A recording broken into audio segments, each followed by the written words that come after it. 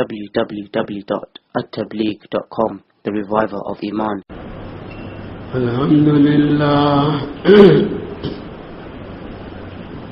الحمد لله نحمده ونستعينه ونستغفره ونؤمن به ونتوكل عليه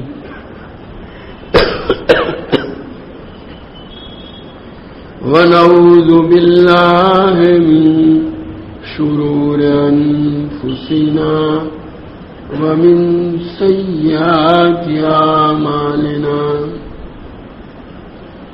ونعوذ بالله من شرور أنفسنا ومن سيئات أعمالنا من يهده الله فلا مضل له ومن يضلله فلا هادي له ونشهد أن لا إله إلا الله وحده لا شريك له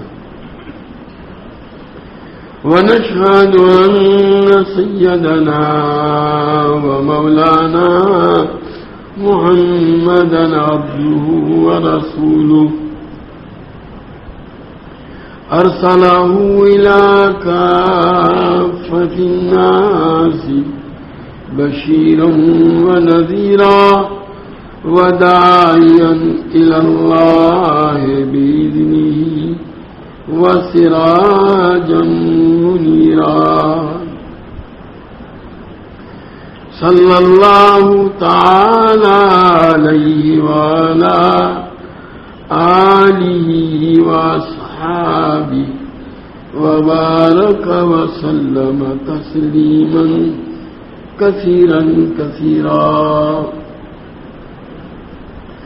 أما بعد فحدثنا سليمان بن حرب قال حدثنا شعبة عن عمرو عن خيثمة عن عدي بن حاتم رضي الله تعالى عنه وعنهم أن النبي صلى الله تعالى عليه وسلم ذكر النار فأشاه بوجهه وتعوذ منها ثم ذكر النار فأشاه بوجهه وتعوذ منها ثم قال اتقوا النار ولو بشق تمرة فمن لم يجد فبكلمة طيبة.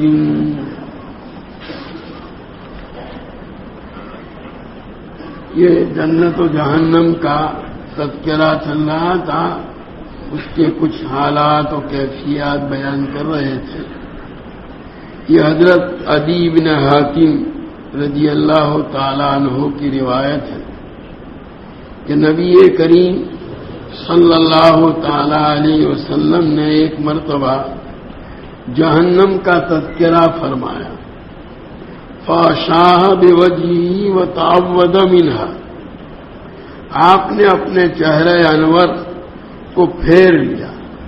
ایسا معلوم ہوتا تھا کہ نبی کریم صلی اللہ تعالی علیہ وسلم کو جہنم کا نظارہ کرایا گیا اور اس نظارے میں اس کی تپش بھی آپ نے محسوس کی تو آپ نے اپنے چہرے کو پھیر لیا اور جہنم کے عذاب سے آپ نے پناہ مانگی.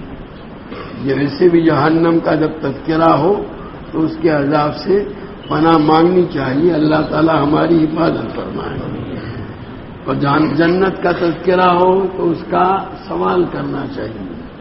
ثم ذکر النار فاشاہ بوجہہ وتعوذ منہا، پھر دوبارہ نبی کریم صلی اللہ تعالی علیہ وسلم نے جہنم کا تذکرہ فرمایا، اس کے حال بیان کیا اور اس وقت بھی آپ نے اپنے چہرے انور کو، اپنے رخ انور کو پھیر لیا اور جہنم کے عذاب سے پناہ مانگی.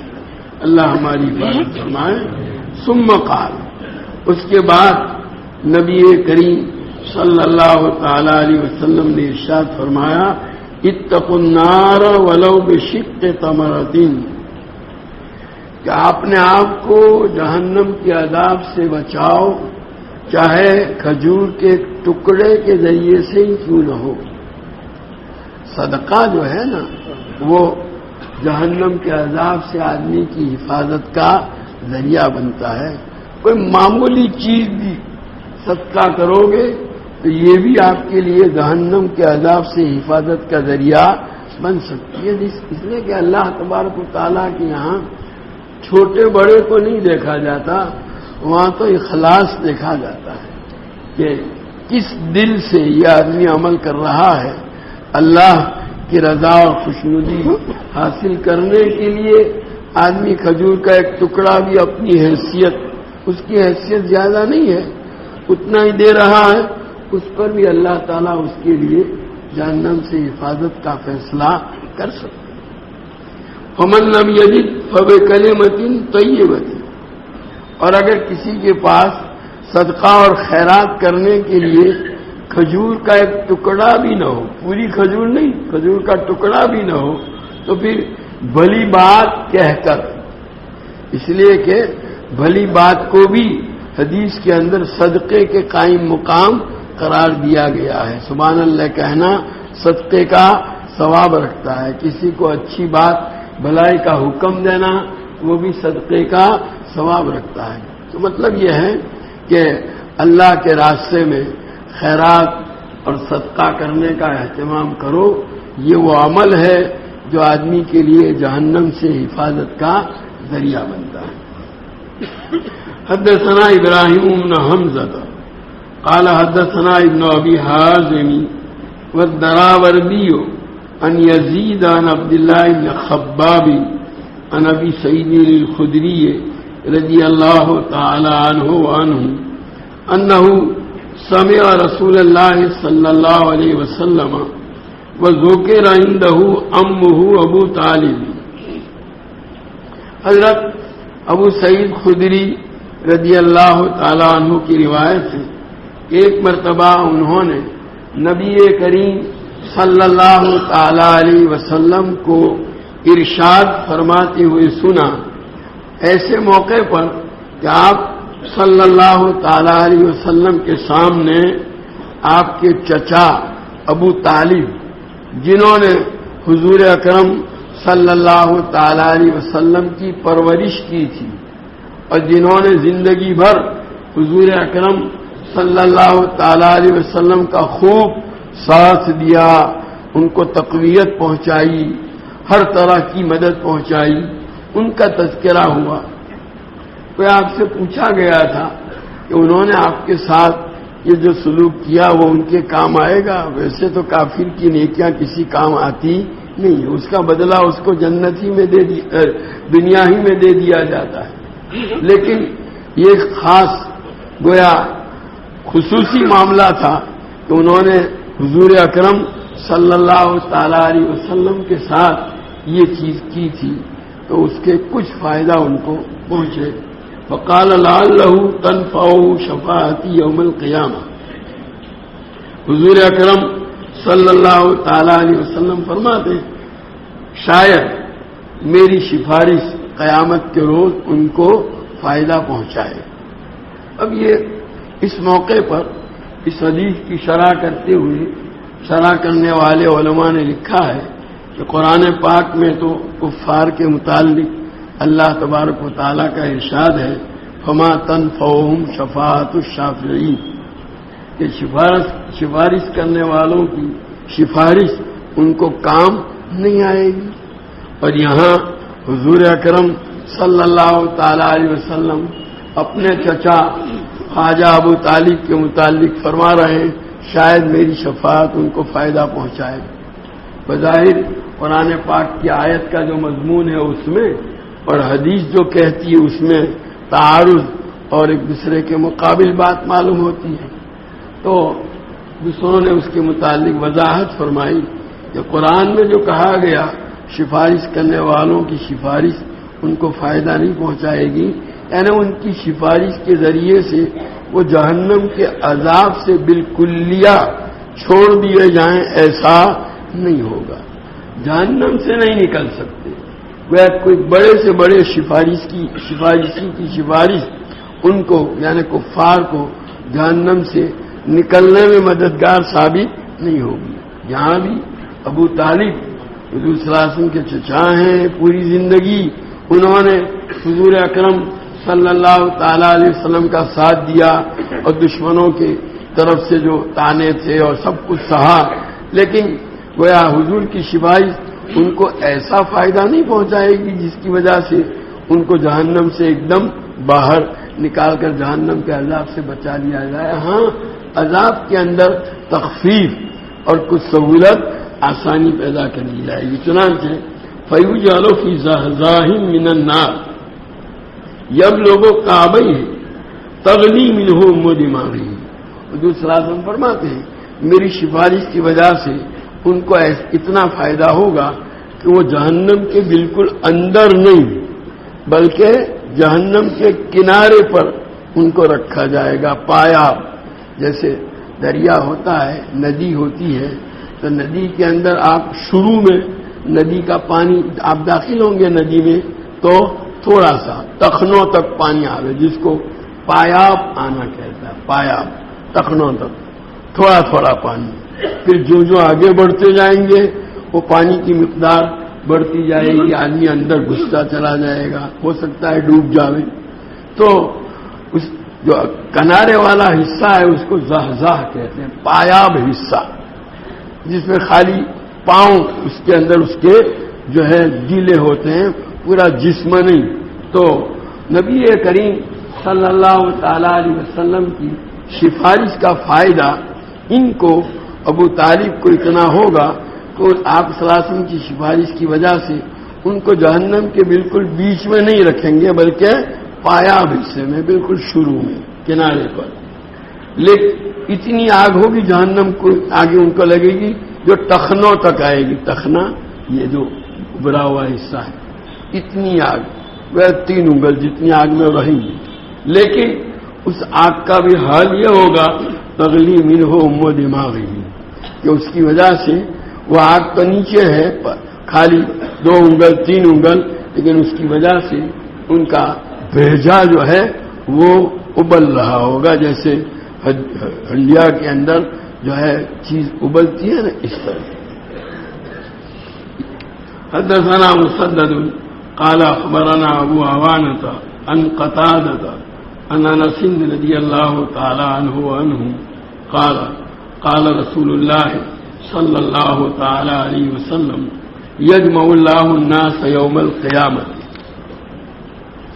حضرت انس رضی اللہ تعالیٰ عنہ کی روایت ہے، فرماتے ہیں کہ نبی کریم صلی اللہ تعالیٰ علیہ وسلم نے ارشاد فرمایا کہ قیامت کے روز اللہ تبارک و تعالیٰ تمام انسانوں کو حضرت آدم علیہ نبینا علیہ الصلوۃ والسلام سے لے کر قیامت تک جتنے انسان دنیا کے اندر آئے، کوئی ایک بھی نہیں چھوٹے گا، سب کو میدان حشر میں جمع کریں گے۔ بلکہ انسان ہی نہیں، جنات بھی اور تمام جانور جتنے بھی پیدا کیے تھے اللہ تعالیٰ نے، وہ بھی حساب کتاب سب کا ہوگا، جانوروں کا بھی ہوگا۔ لیکن ان کے لیے جنت جہنم کا فیصلہ نہیں، بلکہ ان کے آپس میں اگر کسی نے کسی پر زیادتی کی تھی تو اس کا بدلہ اس کو دلوانے کے بعد اللہ تبارک تعالیٰ ان جانوروں کو فرمائیں گے کونو ترابا، مٹی ہو جاؤ، ختم ہو جائیں گا، صرف انسان اور جنات باقی رہیں گے، اور ان کو ان کے اعمال کے مطابق جیسا عمل یا تو جنت میں یا جہنم میں بھیجا جائے گا۔ چنانچہ اسی وقت جب کافروں کو جہنم میں بھیجا جائے گا نا، تو کافی تمنا کریں گے یا لیتنی کنتو ترابا، کاش کہ میں بھی مٹی ہوتا۔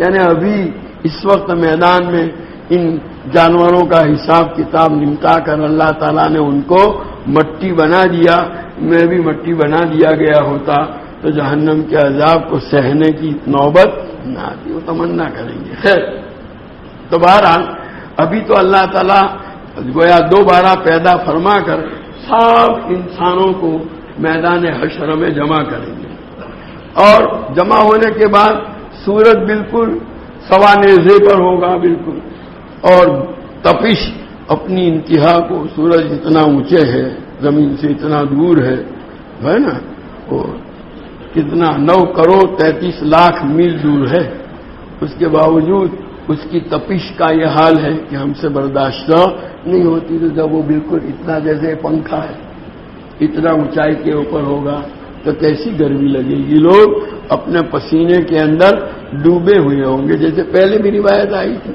تو اور ابھی حساب کتاب شروع نہیں کیا جا رہا ہے، سب کھڑے ہیں اس انتظار میں کہ حساب کتاب شروع ہو، لیکن کوئی آثار نظر آتے نہیں ہے حساب کتاب کے شروعات کی.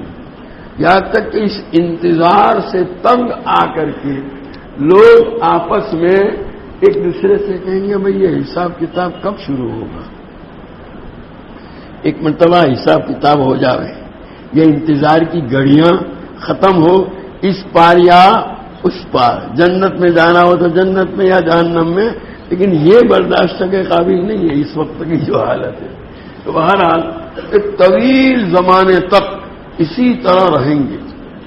فیقولون، اب یہ انتظار سے تنگ آ کر کے اور اس حشر کے دن کی تکلیفوں سے گویا عاجز آ کر آپس میں ایک دوسرے سے کہیں گے لو استشفعنا علی ربنا حتی یریہنا من مکاننا، کہ ہم یہ الہ آباد دوسرے نسخوں کے اندر جو ہے دوسرے طرق میں الہ بھی آیا ہے کہ اگر ہم اپنے پروردگار کے پاس کسی کو سفارشی بنا کر پیش کریں، یعنی کسی کو کہیں بھائی جاؤ نا اللہ میاں سے ذرا سفارش کرو کہ حساب کتاب کا سلسلہ شروع ہو جائے تو یہ جو تکلیف ہے اس سے تو نجات ملے، کہ ہم کو اس سے نجات ملے.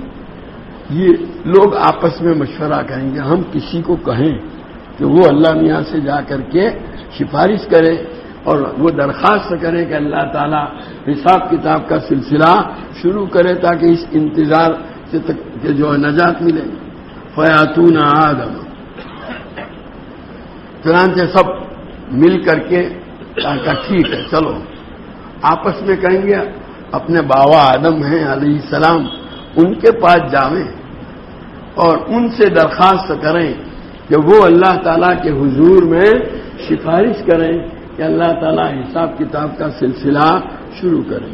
فیقولون، چنانچہ جب کسی کے پاس اس کی سفارش حاصل کرنے کے لیے جاتے ہیں نا تو اس کے کمالات کا تذکرہ ہوتا، آپ ایسے ہیں، آپ ایسے ہیں، اللہ تعالیٰ نے آپ کو یہ کمالات عطا فرمایا ہے، ذرا ہماری یہ درخواست قبول فرما لیجئے، ایسا کیجئے. چنانچہ یہ لوگ بھی جب حضرت آدم علیہ نبینا علیہ الصلوۃ والسلام کی خدمت میں ان کو سفارشی بنانے کے لیے جو ہے سفارش کرنے کی درخواست کرنے کے لیے جائیں گے تو ان سے کہیں گے انت الذی خلقک اللہ بیدہ، حضرت آپ تو وہ ہیں جن کو اللہ تعالیٰ نے اپنے دستے قدرت سے براہ راست پیدا کیا، یعنی ڈائریکٹ اللہ نے آپ کو اپنے ہاتھ سے بنایا آپ کا پتلا.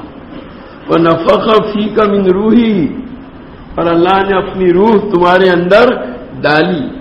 وَأَمَرَ الْمَلَائِكَةَ فَسَجَدُوا لَكَ، اور فرشتوں کو اللہ نے حکم دیا کہ وہ آپ کے سامنے سجدہ کریں. گویا آپ تو ایسے ایسے کمالات والی شخصیت ہیں. فَاشْفَعْ لَنَا عِندَ رَبِّنَا، اس لیے آپ ذرا مہربانی کریں ہمارے لیے سفارش کر دیجیے اللہ کے حضور کہ اللہ تعالیٰ حساب کتاب کا سلسلہ شروع کرے. فَيَقُولُ لَسْتُ هُنَاكُمْ وَيَذْكُرُ خَطِيئَتَهُ. دوسری روایتوں میں ہے کہ جو ہے اس وقت حضرت آدم کہیں گے کہ اللہ تعالیٰ آج ایسے غضبناک ہوئے ہیں کہ نہ اس سے پہلے کبھی ایسے غضبناک ہوئے نہ اس کے بعد ہوں گے. نفسی نفسی نفسی، مجھے تو اپنی فکر ہے، مجھے تو اپنی فکر ہے، مجھے تو اپنی فکر ہے. اور کہیں گے لست ہناکم، میں اس سفارش کرنے کے لائق نہیں ہوں، میرا کام نہیں ہے، یہ مجھ سے نہیں ہوگا یہ. اور وَيَذْكُرُ خَطِيئَتَهُ، اس موقع پر وہ اپنی جو خطا ان سے ہوئی تھی اللہ تبارک و تعالیٰ نے جنت میں رکھا تھا اور کہا تھا لا تقربا هذه الشجرۃ، اس درخت کے پاس مت جائیو مت کھائیو، لیکن شیطان نے بہکا کر کے کھلوا دیا تھا۔ وہ اپنے اس قصور کو یاد کریں گے، اگر میں سفارش کرنے گیا نا، مجھ سے اگر پوچھتاچھ اس کی ہوئی تو لینے کے دینے پڑ جائیں گے، اس لیے میں نہیں جاتا نہ کہہ دیں گے۔ البتہ جو ہے اتنا ضرور کریں گے، آگے کا راستہ بتائیں گے۔ کیا ایتو نوحن اول رسول بعثہ اللہ، نوح علیہ السلام کے پاس جاؤ۔ حضرت نوح سب سے پہلے رسول ہیں جو اللہ تعالیٰ نے دنیا کے اندر بھیجی۔ حضرت رسولوں دیکھو، نبیوں کی تعداد تو بڑی طویل ہے، لیکن رسول 313 ہیں، اور اس کے اندر بھی جو اولو العزم رسول شمار کیے جاتے ہیں وہ تو بہت چند گنے چنے۔ ان میں حضرت نوح علیہ نبینا علیہ الصلوۃ والسلام یہ سب سے پہلے رسول ہیں جو اللہ نے دنیا والوں کے پاس بھیجے۔ چنانچہ لوگ حضرت آدم کے پاس پھر وہاں جائیں گے، فیاتون، حضرت نوح کی خدمت میں حاضر ہوں گے، فیقول لست هناکم ویذکر خطیئتہ۔ حضرت نوح علیہ نبینا علیہ الصلوۃ والسلام سے لوگ جا کر کے ان کے وہاں بھی ان کے کچھ کمالات بیان کریں گے، جیسے روایتوں میں ہے، اور جو آپ کو اللہ نے یہ کمال عطا فرمایا، یہ فضیلت دی، سب سے پہلا رسول، اور اب قرآن میں اللہ نے آپ کو عبدن شکورا، اللہ کا شکر گزار بندہ کا لقب دیا، آپ ہماری سفارش کر دیجیے۔ تو حضرت نوح علیہ نبینا علیہ الصلوۃ والسلام کہیں گے لست هناکم، میں اس لائق نہیں ہوں، یہ میرا کام نہیں ہے، میں نہیں کر پاؤں گا، اور اپنی خطا کو یاد کریں گے۔ اب ان کی خطا کیا؟ وہ جو جب طوفان آیا اس موقع پر انہوں نے اللہ تبارک و تعالیٰ سے درخواست کی کہ اللہ، آپ نے تو کہا تھا کہ تیرے گھر والوں کو بچا لیا جائے گا۔ آیت کیا ہے؟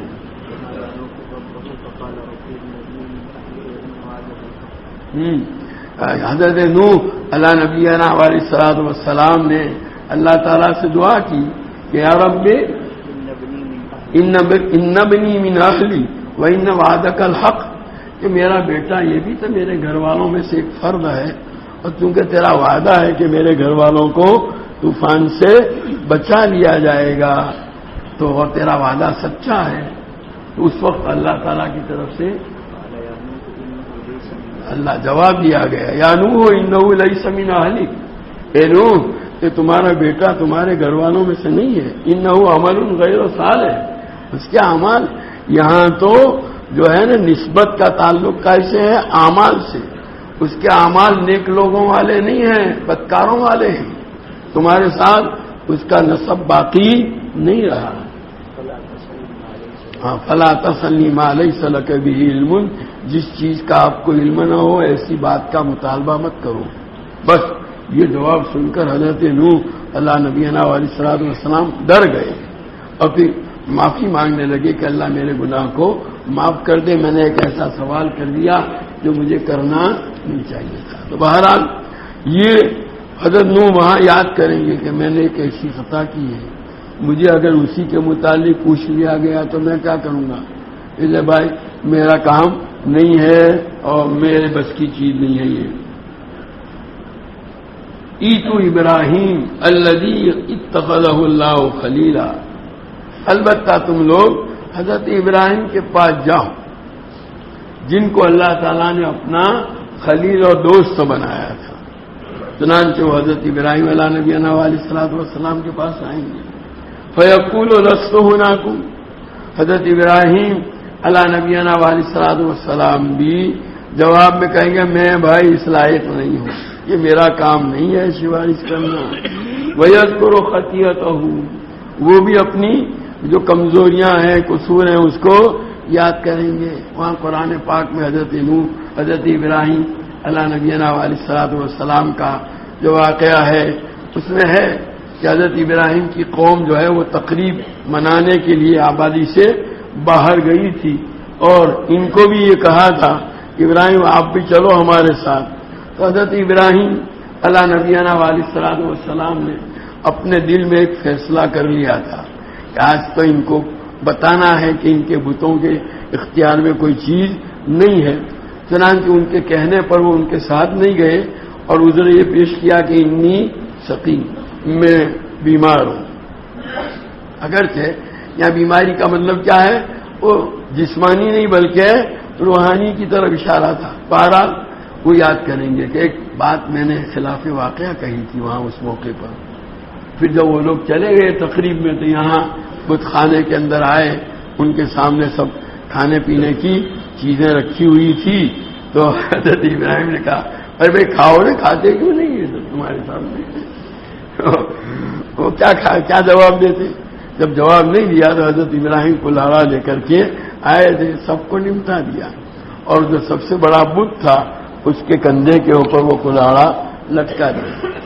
وہ لوگ اپنی تقریب منا کر کے جو واپس آئے اور جو ہے وہاں بت خانے میں گئے تو یہ منظر دیکھا کہ یہ کس نے کیا، یہ کس نے کیا؟ لوگ کہنے لگے وہ انہی کا کام ہے، وہ ہمارے بتوں کا تذکرہ اچھائی کے ساتھ نہیں کرتے. چنانچہ حضرت ابراہیم کو پکڑا. حضرت ابراہیم کا پوچھو نا یہ تمہارا بڑا یہ اس کے پوتا ہے، یہ بتائے گا کیا تم جانتے ہو یا نہیں بولتا؟ تم کیا نہیں بولتا تبھی تم اس کی پوجا کا ہی کو کرتے ہو. خیر تو بہرحال یہ ایسے 3 واقعات ہوئے تھے جس میں حضرت ابراہیم علیہ نبینا علیہ الصلوۃ والسلام نے ایک لفظ اپنی زبان سے کہا تھا جو ظاہری اعتبار سے ایک کنایے کے طور پر تھا. حضرت ابراہیم اپنی بیوی حضرت سارہ علیہ السلام کو لے کر گزر رہے تھے. ایک ایسے بادشاہ کے علاقے میں سے گزرے جو بڑا ظالم تھا اور کسی کے ساتھ جب اس کی بیوی حسین و جمیل ہوتی تھی تو وہ اس کو جو ہے چھین لیا کرتا تھا. کسی نے حضرت ابراہیم کو بتلایا. چنانچہ جب اس کے علاقے میں پہنچے تو حضرت ابراہیم کو بلایا اس نے، اور حضرت ابراہیم کو بلانے کے بعد ان سے پوچھا تو اگر یہ کہتے بیوی ہے تو وہ چھین لیتا. انہوں نے کہا یہ میری بہن ہے. اور بہن اس معنی کر کے بعد میں اپنی بیوی کو آ کر کے کہا کہ وہ اس وقت روئے زمین پر اللہ کو ماننے والا میں اور تو ہے، تو میری دینی بہن ہے. یہ مراد یہ تھا. خیر بہرحال اس طرح کا ایک اور واقعہ 3 واقعے کل پیش آئے تھے اور ان تینوں موقعوں پر ظاہری اعتبار سے جو لفظ حضرت ابراہیم نے استعمال کیا تھا انہوں نے اپنا ایک معنی مراد لیا تھا مطلب، لیکن سننے والے اس کا دوسرا مطلب سمجھے. اسی کی طرف اشارہ ہے. وہ اپنے اس چیزوں کو یاد کریں گے کہ میرے بس کا نہیں ہے یہ سفارش کرنا. ایتو موسیٰ الذی کلمہ اللہ، تم جاؤ حضرت موسیٰ کے پاس جن سے اللہ تعالیٰ نے کلام کیا. ان کا مرتبہ بڑا اونچا، اللہ تعالیٰ نے براہ راست ان کے ساتھ بات چیت کی تھی. جاؤ ان کے پاس، ان سے کہو فیاتونہ. چنانچہ لوگ حضرت موسیٰ کے پاس جائیں گے. فیقولو، تو حضرت موسیٰ بھی جو ہے لست ہناکم ویذکر خطیئتہ، حضرت موسیٰ بھی کہیں گے بھائی یہ میرا کام نہیں ہے، اور وہ بھی اپنی کمی اپنی خطا کو یاد کریں گے. وہ جو قبطی کو انہوں نے تماچا مارا تھا اور اس کی موت واقع ہو گئی تھی اس قصور کو یاد کریں گے. کیا کہیں اس کے متعلق پوچھ تاچھ ہو گئی تو کیا جواب دوں گا؟ لگا یہ میرا کام نہیں. انہوں نے بھی معذرت کر دی. البتہ کہا ایتو عیسیٰ، تم حضرت عیسیٰ کے پاس جاؤ، وہ ہیں جن کو اللہ تعالیٰ نے اپنا جو ہے کلمہ فرمایا اور یہ سب. چنانچہ لوگ جائیں گے حضرت عیسیٰ کے پاس میدان حشر میں. وہ بھی کہہ دیں گے لستو، سب نے ہاتھ اونچے کر دیے. کسی نے بھی سفارش کے لیے حامی بھری نہیں. سب بڑے بڑے نبیوں نے کہا ہمارا کام نہیں کر سکتا. اللہ تعالیٰ آج تو ایسے غضبناک ہے کہ اس سے پہلے کبھی ایسے غضبناک ہوئے نہیں تھے اور آئندہ بھی کبھی ایسے غضبناک ہوں گے نہیں. ہر ایک یوں کہتا تھا نفسی نفسی نفسی، مجھے تو اپنی جان کی فکر ہے. ایتو محمد، البتہ اب حضرت عیسیٰ جو ہیں حضور صلی اللہ علیہ وسلم کا حوالہ دیں گے کہ تم محمد صلی اللہ علیہ وسلم کے پاس جاؤ. فقد غفر له ما تقدم من ذنبه وما تأخر، کہ ان کی ابھی اور پچھلی خطائیں معاف کر دی گئی ہیں. یہ دیکھو تمام انبیاء معصوم ہیں اور ان کی طرف سے اگر کوئی چیز ان کی شان سے ہٹ کر کے ہوئی ہے، اگرچہ وہ معصیت کا درجے کی نہ ہو، تو بھی اللہ کی طرف سے وہ معاف کر دی گئی ہے، سب کو معاف کیا گیا، لیکن ان کو معافی کی اطلاع دی نہیں گئی دنیا میں، جبکہ حضور صلی اللہ علیہ وسلم کو اللہ تعالیٰ نے قرآن میں اطلاع دی، قد غفر اللہ ما تقدم من ذنبک وما تاخر، تاکہ یہ خیال نہ ستاوے کہ مجھ سے یہ کوتاہی ہوئی ہے، کہیں اس کے متعلق پوچھتاچھ ہوگی تو کیا ہوگا، تو قرآن میں اللہ نے صاف فرما دیا۔ اسی لیے یہ معافی تو سب کے لیے ہے، معصیت ہے یہ عصمت، لیکن جو ہے حضور صلی اللہ علیہ وسلم کو اس کی اطلاع بھی دی گئی تھی۔ فیاتونی، حضور صلی اللہ علیہ وسلم فرماتے اب لوگ اخیر، اب دیکھو پہلے سے لوگوں کے دلوں میں یہ بات نہیں ڈالی گئی کہ وہ جاویں حضور صلی اللہ علیہ وسلم کے پاس، بلکہ پہلے حضرت آدم کے پاس گئے، پھر حضرت نوح کے پاس دیا گیا ان کو، پھر وہ حضرت ابراہیم کے پاس، پھر حضرت موسیٰ، یہ اس لیے تاکہ پورے میدان حشر میں اولین اور آخرین کے سامنے حضور اکرم صلی اللہ علیہ وسلم کے مرتبے کا ظہور ہو، لوگوں کو پتہ چلے ایسا آدمی پوری اس میں ہے نہیں ہے، سب یہی ایک ہے جو اس مسئلے کو حل کر سکتے ہیں، آپ کے مقام کا لوگوں کو اندازہ ہو، پتہ ہو، اس لیے ایسا کیا گیا۔ آخر میں حضور کے پاس آئیں گے، فاستأذنوا علی ربی، حضور فرماتے ہیں کہ جب لوگ میرے پاس آئیں گے کہ آپ سفارش کیجئے، اللہ حساب کتاب کا سلسلہ شروع کرے، اس پار یا اس پار جو بھی ہو، لیکن حساب تو شروع ہو، یہ انتظار کی گھڑیاں برداشت نہیں ہوتی۔ حضور فرماتے ہیں ان کی یہ درخواست سن کر میں اپنے رب سے اجازت چاہوں گا۔ آپ اب حضور صلی اللہ علیہ وسلم اللہ کے حضور میں پیش ہو کر کے عرض کریں گے اور اللہ تعالیٰ سے اجازت مانگے، اور اللہ کے سامنے حضور صلی اللہ علیہ وسلم سجدے میں گر جائیں گے، اور سجدے میں اللہ تعالیٰ کی ایسی خوبیاں ثنا حمد بیان کریں گے۔ حضور فرماتے ہیں کہ وہ کلمات جن کے ذریعے سے میں اللہ کی حمد و ثنا کروں گا مجھے بھی اس وقت یاد نہیں ہے، اس وقت اللہ تعالیٰ ہی ان کلمات کو میرے ذہن کے اوپر اور میرے دل کے اوپر القاء فرمائیں گے۔ ایسے کلمات سے دیر تک، طویل زمانے تک نبی کریم صلی اللہ تعالی علیہ وسلم اللہ کی حمد و ثنا بیان کریں گے، یہاں تک کہ آپ کی دیر تک حمد و ثنا بیان کرنے کے نتیجے میں جو ہے نا اسی کو فرماتے ہیں کہ وَإِذَا رَأَيْتُهُ وَقَعْتُ سَاجِدًا، اللہ کو دیکھ کر میں سجدے میں گر جاؤں گا، فَيَدْعُونِي مَا شَاءَ اللَّهُ، اللہ جب تک چاہیں گے مجھے سجدے میں پڑا رہنے دیں گے اور میری حمد و ثنا اللہ تعالیٰ سنتے رہیں گے۔ پھر ایک مدت تک حمد و ثنا کے بعد ثم یقال لی، پھر حضور صلی اللہ علیہ وسلم سے کہا جائے گا ارفع راسک، اے نبی اپنا سر اٹھاؤ سجدے سے، فسل توتا، مانگو، تم جو مانگو گے وہ تم کو دیا جائے گا، وقل تسمع، اور کہو تمہاری بات سنی جائے گی، وشفا تشفا، اور تم سفارش کرو تمہاری سفارش قبول کی جائے گی، فارفع راسی، پھر میں اپنے سر کو اٹھاؤں گا اور پھر اللہ تعالیٰ کی حمد کروں گا، ایسی حمد یعلمونی، اللہ مجھے سکھائیں گے، ثم اشفع، پھر دوبارہ۔ تو اب یہ پہلی جو سفارش ہوگی نا، اس سفارش کے نتیجے میں اللہ تبارک تعالیٰ حساب کتاب کا سلسلہ شروع کریں گے، اور اس سفارش کی وجہ سے یہ تمام اہل محشر حضرت آدم سے لے کر قیامت تک جتنے بھی انسان تھے وہ جو تکلیف میں تھے، کیا حساب کتاب شروع ہے، ان کی تکلیف کیا ہوگی؟ یہ پہلی تکلیف دور ہوگی۔ اسی کو کہتے ہیں شفاعت کبریٰ، بڑی شفاعت۔ کیا اس شفاعت کا فائدہ سب کو ہوا، ہر فرد کو، خود حضرات انبیاء کو بھی، اور جسے تمام انسانوں کو، کہ آپ کی سفارش کے نتیجے میں حساب کتاب کا سلسلہ شروع ہوا، ورنہ وہی شروع نہیں ہو رہا۔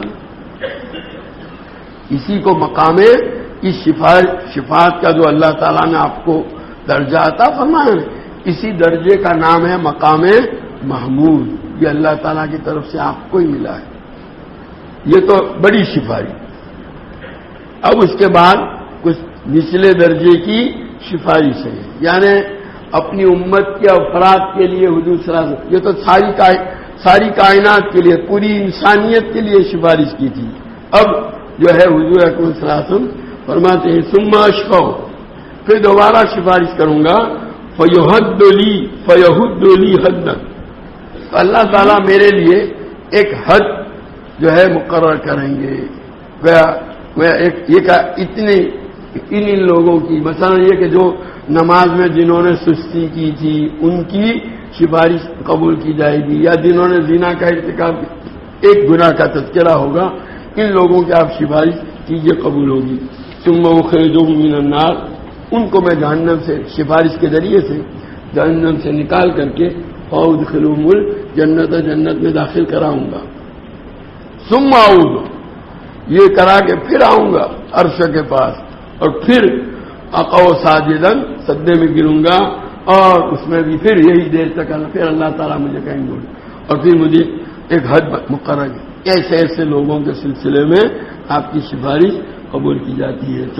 تیسرا چوتھا حتی ما بقی فی النار الا من حبسہ القرآن، گویا آپ برابر سفارش میں لگے رہیں گے یہاں تک کہ جہنم میں اب کوئی ایمان والا باقی نہیں رہے گا سوائے ان لوگوں کے جن کو قرآن نے روک دیا۔ قرآن نے روک دیا، وکان قتادہ یقول عند ھذا، اس روایت کو حضرت انس رضی اللہ تعالیٰ عنہ سے نقل کرنے والے تابعی حضرت قتادہ جب یہاں پہنچتے تھے اس لفظ پر تو یہ فرمایا کرتے تھے کہ جس کو قرآن نے روک دیا، یعنی وجب علیہم الخلود، جس کے متعلق قرآن میں یہ آ گیا کہ جہنم میں ہمیشہ رہیں گے، یعنی کون؟ کفار اور مشرکین، ان کے لیے کوئی سفارش نہیں۔ باقی سب اہل ایمان جتنے بھی تھے جو اپنے بڑے بڑے گناہوں کی وجہ سے جہنم میں گئے تھے، ان کے حق میں سفارش دھیرے دھیرے قبول ہو کر کے وہ سب نکالے جائیں گے۔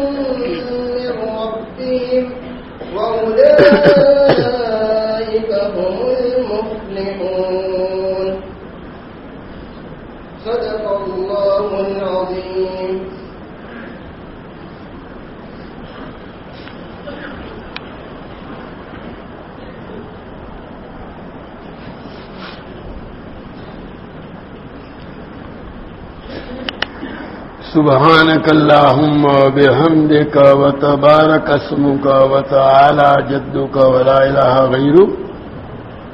اللهم صل على سيدنا ومولانا محمد وعلى آل سيدنا ومولانا محمد كما صليت على سيدنا إبراهيم وعلى آل سيدنا إبراهيم إنك حميد مجيد. اللهم بارك على سيدنا ومولانا محمد وعلى آل سيدنا ومولانا محمد كما باركت على سيدنا إبراهيم وعلى آل سيدنا إبراهيم إنك حميد مجيد. ربنا ظلمنا أنفسنا وإن لم تغفر لنا وترحمنا لنكونن من الخاسرين. ربنا آتنا في الدنيا حسنة وفي الآخرة حسنة وقنا عذاب النار. اللهم وفقنا لما تحب وترضى من القول والعمل والفعل والنية والهدى. اللهم اجعلنا هادين مهتدين غير ضالين ولا مضلين سلما لأوليائك وحربا لأعدائك. نحب بحبك من أحبك ونعادي بعداوتك من خالفك من خلقك. اللهم اغننا بالعلم وزينا بالحلم واکرمنا بالتقوى وجملنا بالعافیہ. اے اللہ تو ہمارے گناہوں کو معاف فرما، ہماری خطاؤں سے درگزر فرما. تیری مرضیات پر تو ہم کو زیادہ سے زیادہ چلا کر تیری نامرضیات سے ہماری پوری حفاظت فرما. نبی کریم صلی اللہ تعالی علیہ وسلم کے طریقوں اور سنتوں کو اپنی زندگی کے ہر شعبے میں جاری کرنے اور اپنانے کی تو ہمیں توفیق و سعادت عطا فرما. اے اللہ حضور اکرم صلی اللہ تعالی علیہ وسلم کے طریقوں کی محبت اور غیروں کے طریقوں کی نفرت ہمارے قلوب کے اندر ڈال دے. تمام رذائل سے ہم کو پاک اور صاف فرما کر محاسن اخلاق سے مزین فرما. تیری معرفت و محبت کے انوار سے ہمارے قلوب کو منور فرما. تیری یاد سے ہمارے دلوں کو آباد فرما. دوام ذکر و دوام طاعت کی ہمیں توفیق عطا فرما. تمام اعمال میں اخلاص، اتباع اور احتساب کی کیفیت نصیب فرما. اے اللہ ہمیں، ہمارے اہل و عیال اور تمام متعلقین کو صحت، قوت، عافیت، سلامتی، دنیا آخرت کی بلائیوں سے مالا مال فرما. ہماری تمام ضرورتوں کی تو اپنے خزانہ غیب سے کفالت فرما کر. اے اللہ ہماری تمام ضرورتوں کی اپنے خزانہ غیب سے کفالت فرما کر ہماری روزیوں میں برکت و وسعت عطا فرما. اے اللہ جس بچے نے ابھی حفظ قرآن کی تکمیل کی ہے اس کو بے انتہا قبول فرما. جس طرح اس کے سینے کو قرآنی الفاظ سے مزین فرمایا، قرآنی علوم و معارف سے بھی اس کو مالا مال فرما. قرآنی اعمال صالحہ کا اس کو اہتمام نصیب فرما. قرآنی اخلاق فاضلہ سے اس کو آراستہ فرما. رات اور دن کی مختلف گھڑیوں میں زیادہ سے زیادہ قرآن پاک کی تلاوت کر کے اس کا حق حفظ ادا کرنے کی توفیق و سعادت عطا فرما. اے اللہ جنہوں نے بھی اپنی اولاد کو حفظ میں لگا رکھا ہے ان کے لیے حفظ کو آسان فرما. اے اللہ حفظ کی تکمیل پر جو وعدے تو نے اپنے حبیب پاک صلی اللہ علیہ وسلم کی زبان مبارک سے دیے ہیں ان وعدوں کو اس بچے اور اس کے والدین، اس کے اہل خاندان، اس کے اساتذہ اور اس کے مربیوں کے حق میں پورا فرما. اے اللہ ہماری اولادوں کو عقائد حقہ، علوم نافعہ، اعمال صالحہ، اخلاق فاضلہ سے آراستہ فرما. برے اخلاق، برے کردار و گفتار، برے عادات و اطوار، بری صحبتوں، برے ماحول کے برے اثرات اور برے لوگوں کی بری عادتوں کا نشانہ بننے سے ان کی پوری حفاظت فرما. اپنی شان ربوبیت سے اے اللہ تو ان کی تربیت فرما کر ان کو ہماری آنکھوں کی ٹھنڈک، ہمارے دلوں کا سرور، ہمارے لیے صدقہ جاریہ اور ہماری امیدوں سے بڑھ کر کے بنا دے.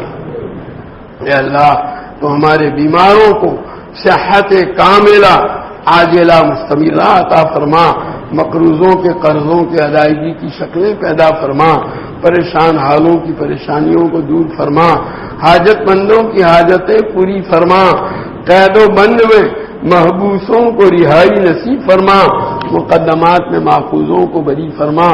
جو جس مصیبت میں گرفتار ہے اے اللہ اس سے نجات عطا فرما، بے گھروں کو گھر عطا فرما، بے سہاراؤں کو سہارا عطا فرما، بے روزگاروں کو روزگار عطا فرما، بے اولادوں کو اولاد عطا فرما.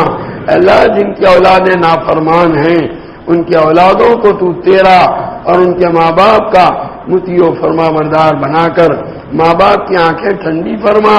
جن کی اولادیں شادی کی عمروں کو پہنچ چکی ہیں صالح جوڑ عطا فرما کر نکاح کی صورتیں پیدا فرما. جن کی ازدواجی زندگیاں تلخی کا شکار ہیں اے اللہ ان کو ازدواجی زندگی کی خوشگواریاں عطا فرما. حضور اکرم صلی اللہ تعالی علیہ وسلم کا امتی جہاں کہیں بھی ہو اے اللہ اس کے ایمان و اسلام کی، جان و مال کی، عزت و آبرو کی، اہل و عیال کی، تجارت و زراعت و کاروبار کی، ہر چیز کی پوری حفاظت فرما. پورے عالم میں امت محمدیہ جہاں کہیں مظلومیت کا شکار ہے اللہ اس کی بھرپور نصرت فرما. ظالم کے ہاتھ کو ظلم سے روک دے. اراکان کے مسلمانوں کی بھرپور نصرت فرما. آسام کے مسلمانوں کی بھرپور نصرت فرما. اے اللہ اپنے فضل کا معاملہ فرما دے، اپنے فضل کا معاملہ فرما دے. اے اللہ اس ملک میں رہنے والی قوموں میں آپس میں محبت، رواداری، حسن سلوک کو عام فرما. جو لوگ ان کے درمیان بغض اور عداوت کے بیج بو کر اپنے ناجائز مقاصد کو حل کرنا چاہتے ہیں اللہ ان کی سازشوں کو ناکام کر دے. اللہ ہندوتو کے علمبرداروں کی تمام سازشیں اور ایجنڈوں کو ناکام کر دے. اپنے فضل کا معاملہ فرما. اللہ گجرات کے اس آنے والے الیکشن میں مسلمانوں کو صحیح رہنمائی فرما، دستگیری فرما، مشکل کشائی فرما. اے اللہ ایمانی غیرت سے کام لیتے ہوئے اے اللہ ان کو اپنا ووٹنگ کا حق استعمال کرنے کی توفیق عطا فرما. ایسے لوگ اے اللہ جو ہمارے مذہب کو جڑ سے اکھاڑنا چاہتے ہیں اور ماضی میں اے اللہ ان کے فیصلے اس کے خلاف ہوئے ہیں اور آئندہ میں بھی اے اللہ مسلمانوں کو حقوق شہریت سے محروم کرنے کے ارادے رکھتے ہیں اللہ ایسے لوگوں کی شر سے پوری امت اے اللہ پوری امت کی اور پورے ملک کی حفاظت فرما. اور مسلمانوں کو اے اللہ ان کے مقابلے میں اس وقت اپنا حق استعمال کرتے ہوئے اے اللہ ان کو اے اللہ بھرپور ناکامی سے نہ اے اللہ دو چار کرنے کی توفیق عطا فرما. اپنے فضل کا معاملہ فرما. اللہ مسلمانوں کو صحیح سمجھ دے. اللہ صحیح اللہ ایمانی غیرت عطا فرما. اسی ایمانی غیرت کے تقاضوں پر عمل کرنے کی توفیق عطا فرما. اس وقت اے اللہ حکومت کا مسئلہ نہیں ہے، اس وقت تو اے اللہ ایمان و کفر کا مسئلہ ہے. اے اللہ ملت کی بقا کا مسئلہ ہے. اے اللہ یہ لوگ طے کیے ہوئے ہیں کہ مسلمانوں کو اے اللہ دوسرے درجے کا شہری بھی نہ رکھیں، اس سے بھی کمتر درجہ دیں. اللہ اپنے فضل کا معاملہ فرما دیں. شاعر اسلامیہ کی پوری حفاظت فرما. اور اللہ اس جنگ کو جو ووٹوں کے ذریعے سے لڑی جا رہی ہے اس میں تمام مسلمانوں کو متحد ہو کر اللہ ان کے خلاف اپنا حق خود اختیاری استعمال کرنے کی توفیق عطا فرما. اپنے ووٹوں کو تقسیم ہونے سے بچانے کی توفیق عطا فرما. اے اللہ جو ہمارے بھائی اپنی ناواقفیت نادانی کی وجہ سے ایسی حرکتیں جس سے مسلمانوں کے ووٹ تقسیم ہو سکتے ہیں کر رہے ہیں اللہ ان کو اپنی غلطی کا ادراک اور احساس عطا فرما کر اللہ اس سے باز رہنے کی توفیق عطا فرما. اپنے فضل کا معاملہ فرما دے.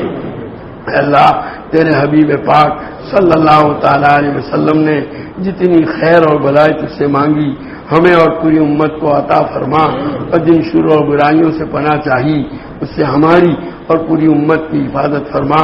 اے اللہ جو یہاں موجود ہیں تیرے بندے شریک ہیں اس مجلس میں، تمام کی جائز اور نیک مرادیں پوری فرما، جو مانگا وہ بھی عطا فرما، مانگنے سے رہ گیا وہ بھی عطا فرما۔ آج تک تجھ سے مانگ کر کبھی محروم نہیں ہوئے، اب بھی اور آئندہ بھی محروم نہ فرما۔